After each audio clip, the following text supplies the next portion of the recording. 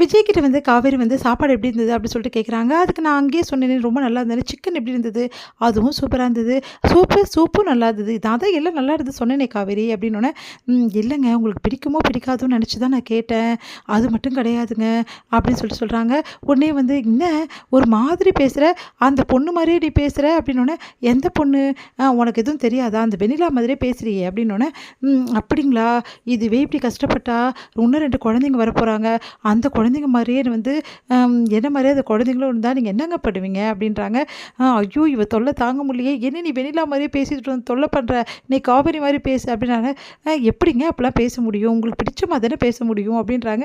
ஐயோ இவ டார்ச்சர் தாங்க முடியல அப்படின்னு சொல்லிட்டு ஓடி போகிறாரு. உடனே வந்து ரூமில் போய்ட்டு விழுந்து சிரிக்கிறாரு நம்ம விஜய். இங்கே காவேரியும் வந்து ரொம்ப சந்தோஷமாக வந்து வெக்கப்பட்டு சிரிக்கிறாங்க. 2 பேருமே தன்னை மறந்து சிரிச்சிட்டு இருக்காங்க நினச்சி பார்த்து. அடுத்து வந்து இங்கே என்ன பண்ணுறாங்கன்னா, காவேரி கிட்ட வந்து விஜய் வந்து பெட்ரூமுக்கு வராரு. ஆனால் காவேரி இன்னும் வரல. அதனால் வந்து விஜய் வந்து ஏன் காவேரி இன்னும் வராமல் இருக்கா அப்படின்னு சொல்லிட்டு பார்த்துட்டு இருக்காரு. பார்த்தா காவேரி ஐயோ எவ்வளோ வேலை அப்படின்னு சொல்லிட்டு வராங்க. என்னாச்சு அப்படின்னோடனே, ஏங்க சமையல் பண்ணுறது கூட பிரச்சனை இல்லைங்க, அந்த இடத்த க்ளீன் பண்ணுறது இருக்கே ஐயோ ரொம்ப கஷ்டமாக இருந்தது அப்படின்னு சிரிக்கிறாரு. உனக்கு எதுக்கு இந்த வேலை? அதான் பாட்டியும் வந்து சித்தியும் இருக்காங்களா, அவங்க பார்த்துக்க போகிறாங்க, உனக்கு எதுக்கு இந்த வேலை? ஏங்க நீங்கள் சும்மா இருங்கங்க, எனக்கு நான் சமைக்கணும்னு தோணுச்சு சமைச்சேன். ஏன் நல்லா இருந்ததுல? நல்லா தான் இருந்தது. அதுக்காக வந்து நீ வந்து இவ்வளோ கஷ்டப்படணுமா? இதில் என்ன இருக்குது? நல்லா இருந்ததில்ல, எனக்கு அது போதும் அப்படின்ற மாதிரி சொல்லிட்டு இருக்காங்க. சரி ஓகே, உனக்கு குக்கிங் வரவே வராதுன்னு சொன்னால், ஆனால் எப்படி சமைச்ச? எல்லாம் யூடியூப்பை பார்த்து தான் சமைச்சேன். பரவாயில்லையே இந்த அளவு சீக்கிரமாக கற்றுக்குன்னு வந்து சமைச்சிடுறியே. ஏங்க எல்லாமே நான் சீக்கிரமாக கற்றுப்பேங்க, உங்களுக்கு தெரியாதா? ஆஃபீஸில் எப்படி ஒர்க் பண்ணுற நீங்கள் அதே சொல்லுங்கள் அப்படின்னோடனே, பரவாயில்ல ஆஃபீஸ்லேயும் நல்லா தான் ஒர்க் பண்ணுறேன் அப்படின்னு சொல்கிறாரு. தேங்க்யூ இந்த காவேரி பற்றி உங்களுக்கு உடனே ஆரம்பிச்சிட்டாலே அப்படின்றாரு. ஆனால் காவேரி எப்படி காவேரி இப்படி தொடர்ந்து பேசிகிட்டே இருக்க, உனக்கு வாயை வலிக்காதா அப்படின்னு கேட்டோன்னே, ஏங்க நான் பேசுறது உங்களுக்கு பிடிச்சிருக்கா பிடிக்கலையா? பிடிச்சிருக்கு.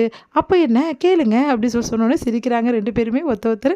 அடுத்து வந்து இங்கே என்ன பண்ணுறாரு, ரொம்ப டென்ஷனாக இருக்காரு வந்து நம்ம விஜயோட தம்பி அஜய். உடனே வந்து அவங்க அப்பா வந்து டேய் கவலைப்படாதடா எல்லாம் சரியாயிடும், ஏன்டா இவ்வளோ டென்ஷனாக இருக்க அப்படின்ற மாதிரி சொல்கிறாரு. இல்லைப்பா இந்த மாதிரி அவர் ரிஜெக்ட் பண்ணுவான்னு நான் நினச்சி கூட பார்க்கல, கண்டிப்பாக வந்து ஏற்றுப்பாந்து அனுப்பிச்சிட்டேன், அதான் சொன்னேன் அவசரப்படாதுன்னு சொன்னோன்னே அப்படின்னோடனே உடனே ஃபோன் வருது நம்ம பசுபதி கிட்ட. பாரு அவங்க அப்பா தான் கூப்பிட்றாரு, கண்டிப்பாக வந்து ராகினி மாட்டி விட்டுருப்பா உடனே, நான் என்ன சொல்கிறதே தெரிலடா, எல்லாம் ஒன்றால் தான்டா அப்படின்னு சொல்லிட்டு ஃபோன் எடுக்கிறாரு. சொல்லுங்கள் பசுபதி அப்படின்னோடனே, உங்களை நான் மீட் பண்ணணும், நாளைக்கு வந்து நம்ம வந்து மீட் பண்ணலாம் அப்படின்னு சொன்னோன்னே அதிர்ச்சி அடைகிறாரு. என்ன பசுபதி இந்த மாதிரி வந்து என் பையன் பண்ண வேலைக்காக நான் மன்னிப்பு கேட்குறேன், அஜய் கிட்டே நான் சொன்னேன் ரொம்ப அவசரப்படாதடான்னு சொன்னால் கேட்காம இந்த மாதிரி பண்ணிட்டான், மன்னிச்சிடுங்க அப்படி சொன்னோன்னே, அதெல்லாம் ஒன்றும் இல்லை நீங்கள் நேரில் வாங்க எதுவாக இருந்தாலும் பேசலாம் அப்படின்னோடனே, ஐயோ எது கூப்பிட்றாருன்னு தெரியலையே அப்படின்னு சொல்லிட்டு ஃபோனை வச்சிடறாரு.